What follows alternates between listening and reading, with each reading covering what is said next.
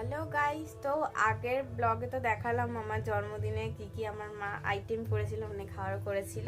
তো এখন মা আমাকে আশীর্বাদ করবে, তো চলো।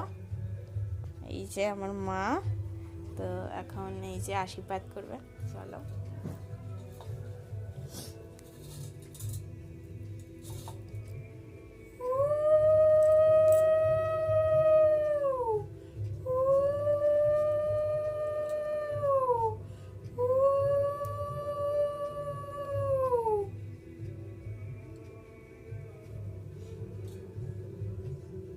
পাটা দাও, নমস্কার করি।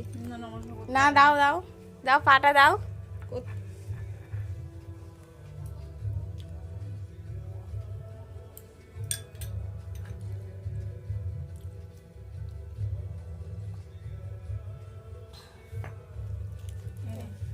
আবার টাকা দেওয়ার কি দরকার, রাখো, রাখ এটা।